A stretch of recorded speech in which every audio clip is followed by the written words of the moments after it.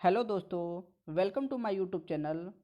आज का video polity पे आधारित होगा, जिसमें से मैंने कुछ चुनिंदा एमसीक्यूज को उठाया है, जिसके आधार पर कई सारी चीज़ें मैं बताऊंगा।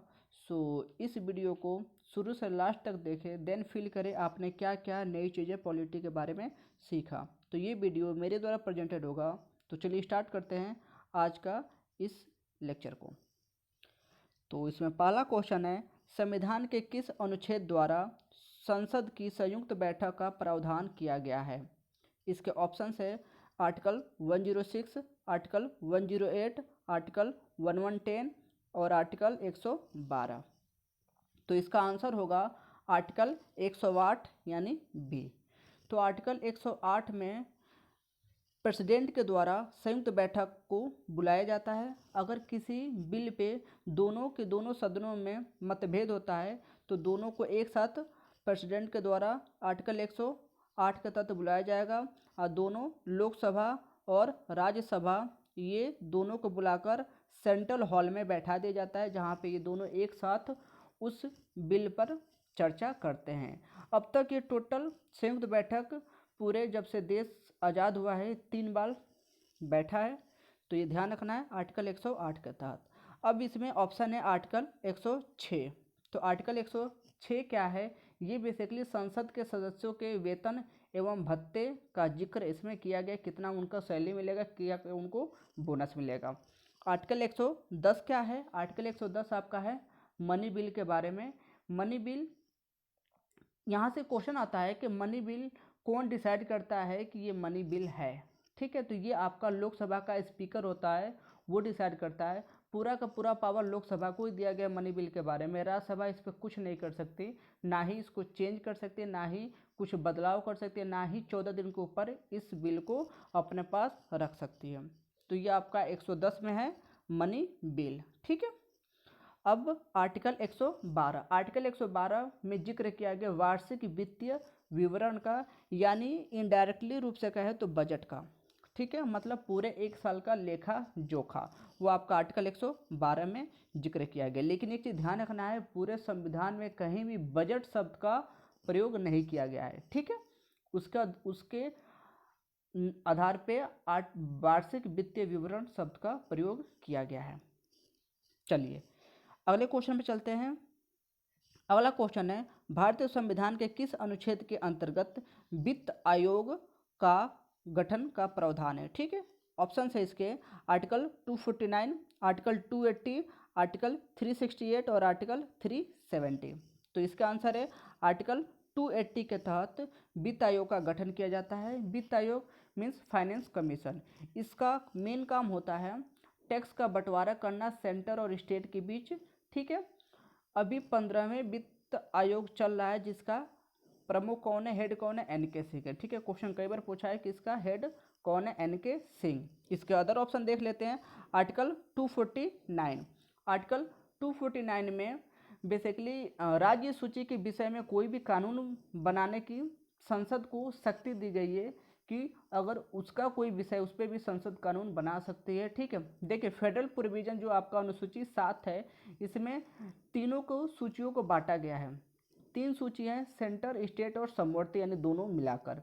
तो सेंटर को 100 सब्जेक्ट का पावर दिया गया है, स्टेट को 61 सब्जेक्ट का पावर दिया गया है, और समवर्ती सूची यानी दोनों को मिलाकर 52 सब्जेक्ट पे पावर दिया गया है। जैसे आपका एजुकेशन, समवर्ती सूची में आता है और इस पर सेंट्रल और राज्य दोनों मिलाकर कानून बनाते हैं। ठीक है, तो ये आपका 249। 368 क्या है? ये संविधान संशोधन करने की इसमें चर्चा की गई है, यानी संविधान में कोई संशोधन करना हो तो किसके अनुसार करोगे? तो आर्टिकल 368 के अनुसार करोगे। संविधान संशोधन का टर्म कहाँ से लिया गया था? ये साउथ अफ्रीका से लिया गया था। ठीक है, साउथ अफ्रीका से ये टर्म लिया गया था। आर्टिकल 370 मोस्ट इम्पॉर्टेंट और पॉपुलर भी, आई होप आपको ये पता भी होगा। आर्टिकल 370 जम्मू एंड कश्मीर का यही विशेष दर्जा प्रोवाइड करता था, जिसको 31 अक्टूबर 2019 को इसको 2 राज्यों में बांट दिया गया, लद्दाख और जम्मू कश्मीर, और दोनों के दोनों यूटी बन गए। ठीक है, यूनियन टेरिटरी बन गए। तब से अनुच्छेद 370 को ही हटाया गया था। आई होप क्लियर हो गया होगा। चलिए अगले क्वेश्चन पे चलते हैं।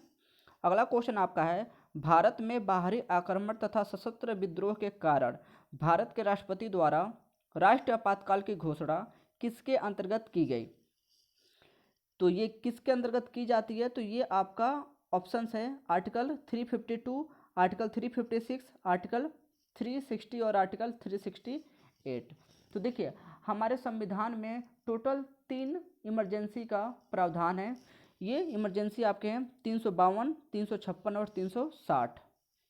तो इसमें अगर नेशनल इमरजेंसी की बात करेगा तो आपका होगा आर्टिकल 352, जो कि इस क्वेश्चन का आंसर होगा।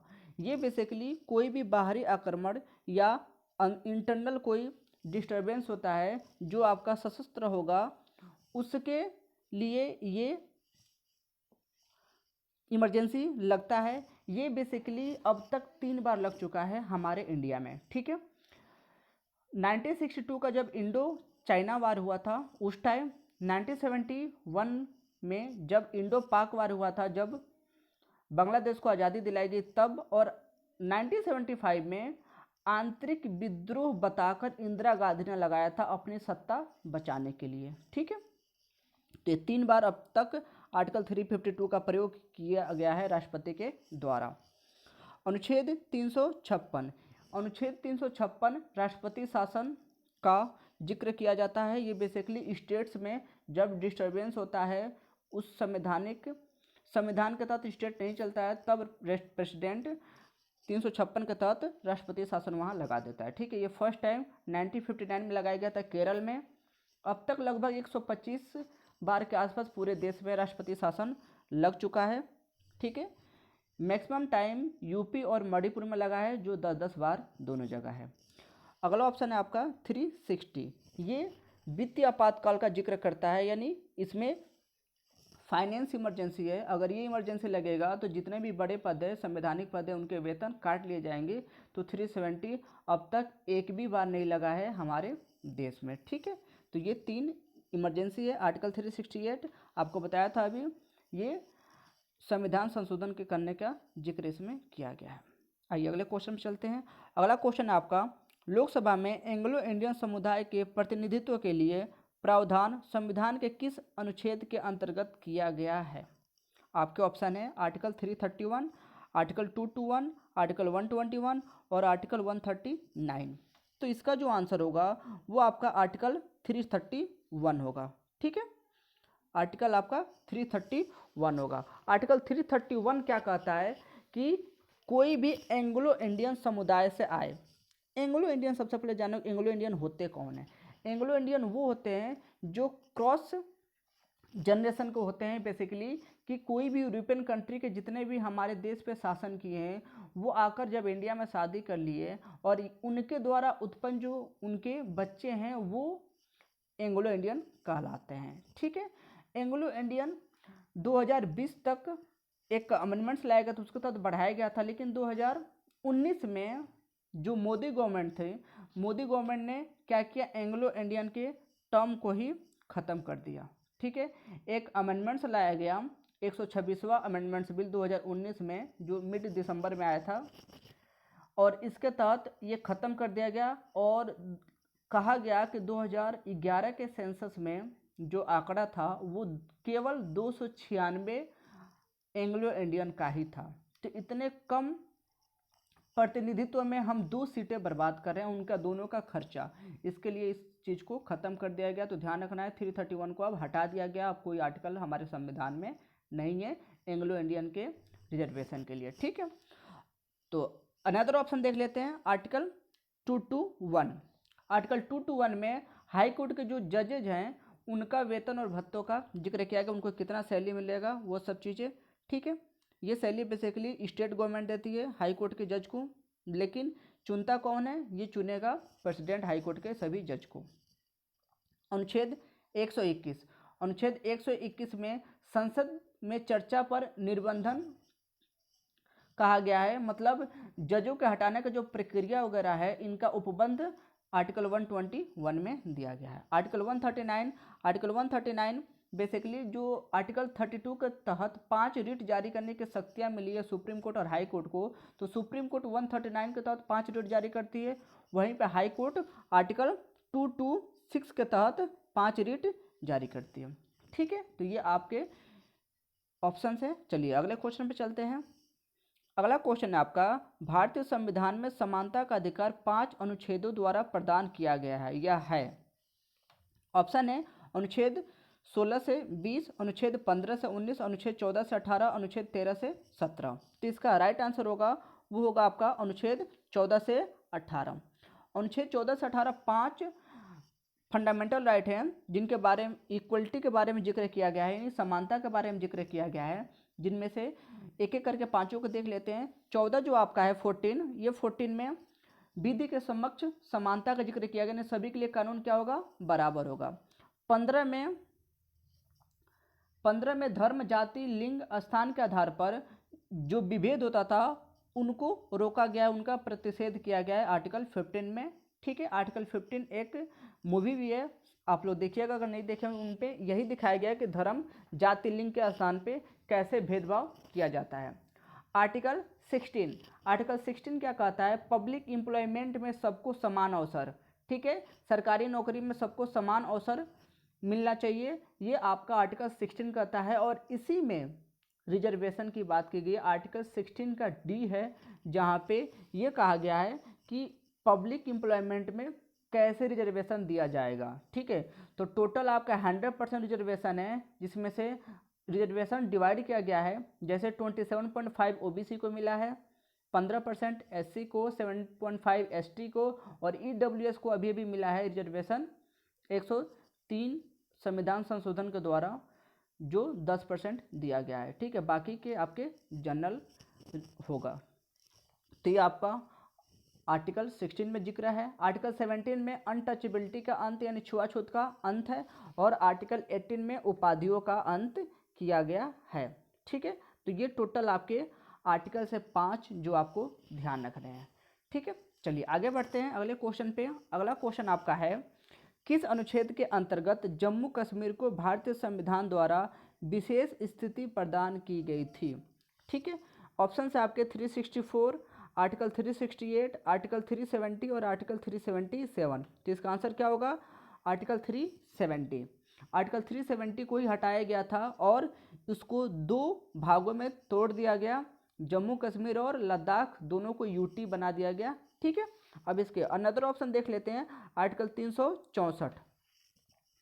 आर्टिकल 364 बेसिकली पोर्ट तथा एयरपोर्ट के बारे में विशेष उपबंध देता है, यानी इसके क्या काम होगा। जैसे आपने देखा होगा एयरपोर्ट के आसपास बड़ी बड़ी बिल्डिंगें नहीं बन सकती हैं, पोर्ट के आसपास भी कोई ऐसा काम नहीं हो सकता जिससे आवाजाही पे रोक लगे, ये सभी चीज़ें आर्टिकल 364 के तहत ही संविधान में जिक्र किया गया है। इसके अलावा उनका रूल्स रेगुलेशन क्या होगा, कैसे वहाँ पे ट्रांसपोर्ट का आवाजाही होगा, ये सब कुछ 364 में जिक्र किया गया है।